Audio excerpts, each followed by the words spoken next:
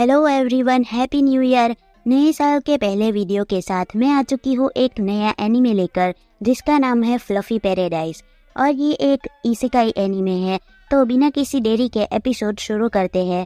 Episode 1 की शुरुआत में हमारी मेन कैरेक्टर थक हार कर रात में ऑफिस से घर लौट रही थी और उसका नाम है अकित्सु मिडोरी और वो 27 साल की है। मिडोरी ने इस मंथ ओवर टाइम किया था। वो इतनी थकी हुई थी कि वो बस घर जाकर सीधी सोना चाहती थी।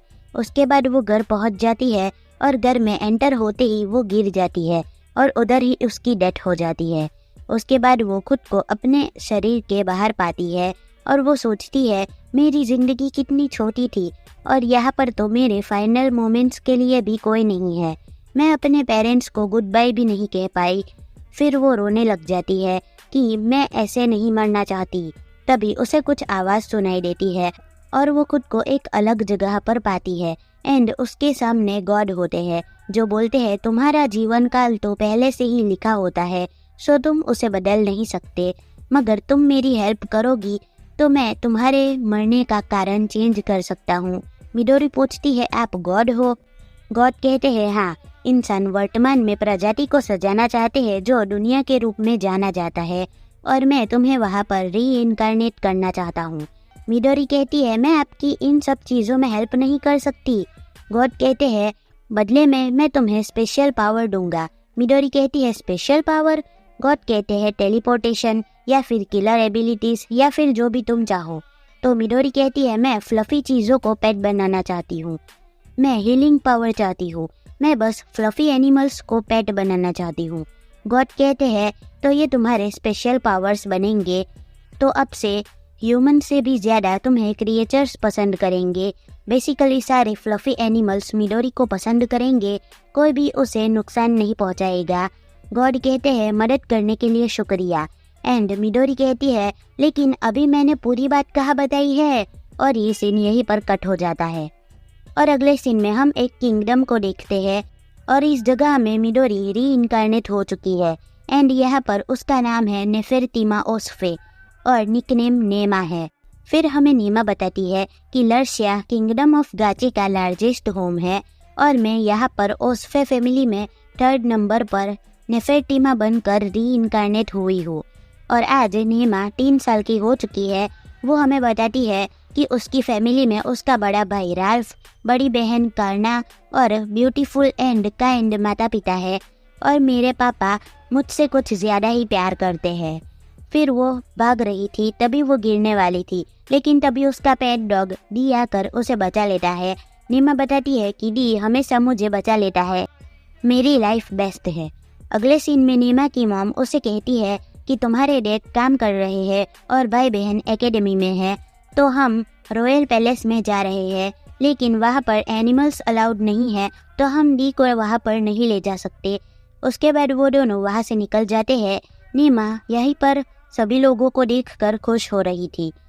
उसके बाद ये दोनों रॉयल पैलेस में पहुँच जाते हैं और नीमा की मम्मी उसे कहती है कि पक्का तुम अकेली रहोगी यहाँ पर।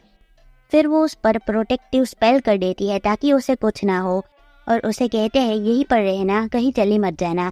फिर नीमा बाहर बैठी हुई थी और अकेली बैठकर वो बोर हो चुकी थी और वो बाहर देखती है तो वहाँ पर एक पंछी उड़कर जा रहा था। तो नीमा उसे देखकर उसके पीछे पीछे भागने लगती है। फिर उसके पास बहुत सारे एनिमल्स आ जाते हैं और वो बहुत खुश हो जाती है। उसके बाद झाड़ियों में से आंखें ग्लो होती दिखती है और ये देखकर सारे एनिमल्स भाग जाते हैं और वहाँ पर आता है वाइट टाइगर। लेकिन नीमा तो नीमा ठहरी, वो तो उससे डरने के बदले खुश हो जाती है कि वाह ये तो एक रेयर फ्लफ है, और वो टाइगर उसे लीक करता है और उसके साथ खेलने लग जाता है। फिर वो उसे अपनी पीठ पर बैठने का इशारा करता है और नीमा उसके ऊपर बैठ भी जाती है। उसके बाद वहाँ पर एक लड़का होता है जो बोलता है लार्स वैसे तो अच्छा है, लेकिन है तो वो एक बीस्ट ही ना, तो तुम उसके ऊपर से उतर जाओ, ये डेंजरस हो सकता है। नीमा सोचती है अचानक से एक ब्यूटीफुल लड़का कहाँ से आ गया। फिर वो टाइगर के पास जाता है और वो टाइगर जिसका नाम लार्स है वो नीचे झुक जाता है। फिर वो लड़का नीमा को उठा लेता है। नीमा बोलती है मुझे नीचे उतारो, तो लार्स उसे नीचे उतार देता है वो लड़का सोचता है आज से पहले लार्स ने ऐसा कभी नहीं किया। वो लड़का नेमा को पूछता है तुम्हारे पेरेंट्स कहाँ पर है, तुम्हारा नाम क्या है। नेमा बोलती है नेफेरतिमा ओस्फे और मैं 3 साल की हूँ। लड़का बोलता है अच्छा तो तुम ओस्फे फैमिली से हो। उसके बाद वो उसे अपने साथ ले जाता है और उसे अपने डैड के पास ले आता है। उसके डैड उसे नीचे उतार कर गले लगा देते हैं। वो लड़का बोलता है ये खो गई थी सो मैं इसे आपके पास ले आया। नेमा बोलती है मैं खोई नहीं थी। वो लड़का कहता है ये लार्स के साथ खेल रही थी तब मैंने इसे बताया। फिर इसके डैड पूछते हैं नेमा तुम बताओ क्या हुआ।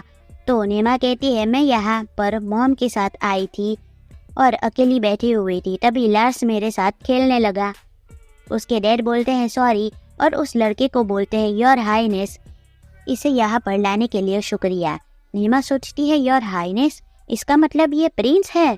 उसके डैड बोलते हैं नेमा प्रिंस को थैंक्स कहो। तो नेमा ना चाहते हुए भी उसे थैंक्स कहती है और प्रिंस उसे कहता है तुम कितनी प्यारी हो।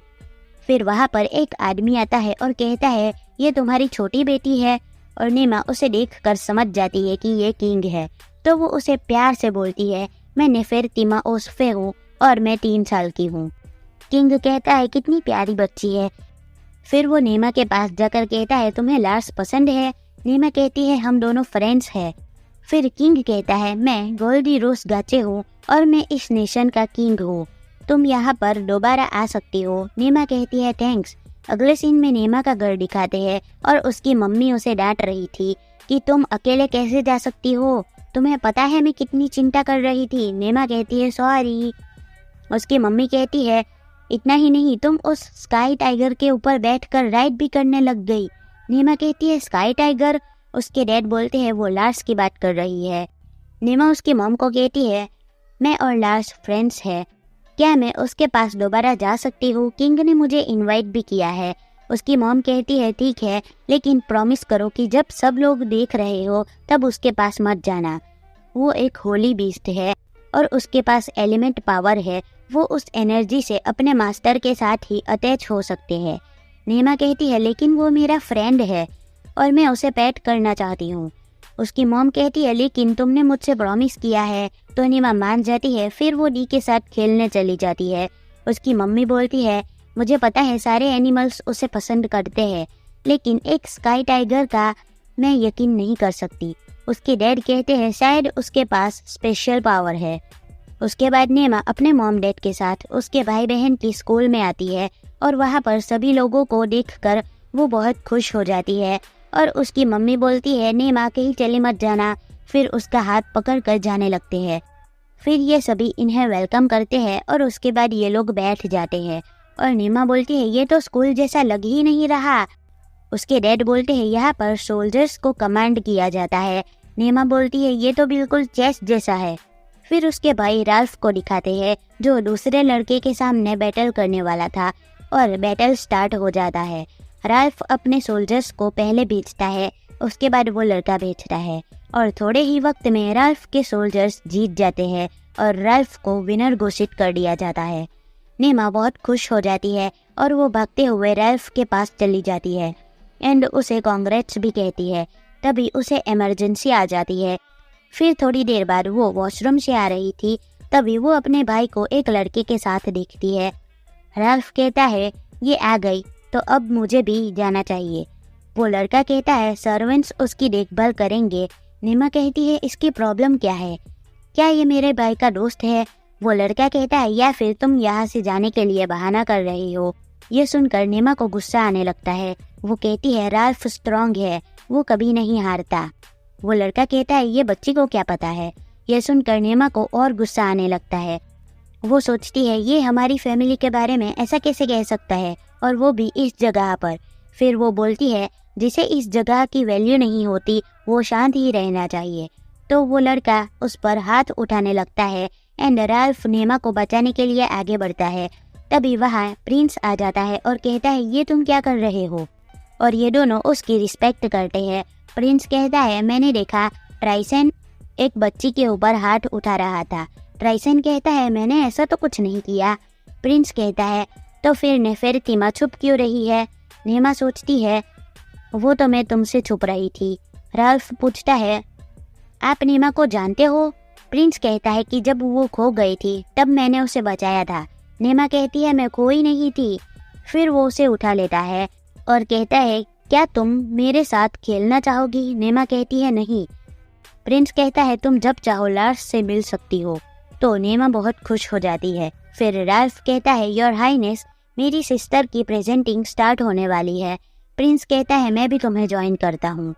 राल्फ कहता है आप मुझे नेमा दे दो, मैं आपकी डिसरिस्पेक्ट नहीं करना चाहता। प्रिंस कहता है कोई बात नहीं। फिर वो ट्राइसन को कहता है नेफेर्टिमा मेरे प्रोटेक्शन में है, उससे आगे से परेशान मत करना। ट्राइसन कहता है मैं ध्यान रखूंगा। फिर सीन शिफ्ट होता है और ये लोग यहाँ पर आ जाते हैं। नेमा के मॉम डैड प्रिंस के आगे झुकते हैं तो प्रिंस कहता है कोई बात नहीं, मैं यहाँ पर स्टूडेंट बनकर ही आया हूँ। फिर नेमा अपनी सिस्टर को देखती है और प्रिंस कहता है उसे मॉन्स्टर को समन करके उसे हराना होगा। फिर उसकी बहन अपने मैजिक का इस्तेमाल करके मॉन्स्टर के बदले एक ड्रैगन को समन कर देती है और सभी लोग डरने लगते हैं। प्रिंस कहता है ये तो एक फायर ड्रैगन है, एक होली बीस्ट। नेमा सोचती है होली बीस्ट मतलब लार्स के जैसा। नेमा के डैड बोलते हैं उसकी फायर स्किल हाई है और वाटर स्किल लो है। नेमा मन में बोलती है भागो करना, लेकिन तभी वो स्माइल करती है और उसकी मॉम भी। ये देखकर नेमा हैरान हो जाती है और वो प्रिंस के हाथ से भागकर दीवार चढ़कर सीधी नीचे कूद जाती है और सोचती है मैं तो बिना कुछ सोचे ऐसे ही कूद गई। लेकिन तभी मैजिक आकर उसे गिरने से बचा लेता है और फिर वो भागने लगती है। ये सभी लोग हैरान हो जाते हैं। नेमा कहती है इसे हर्ट मत करना। और इसी के साथ एपिसोड 1 यहीं पर ख़त्म हो जाता है।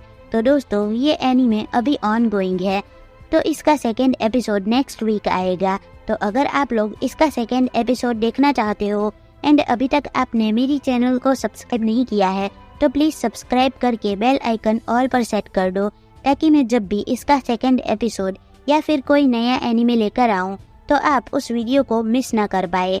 एंड अगर ये वीडियो आपको अच्छा लगा हो तो वीडियो लाइक करके अच्छा सा कमेंट कर देना।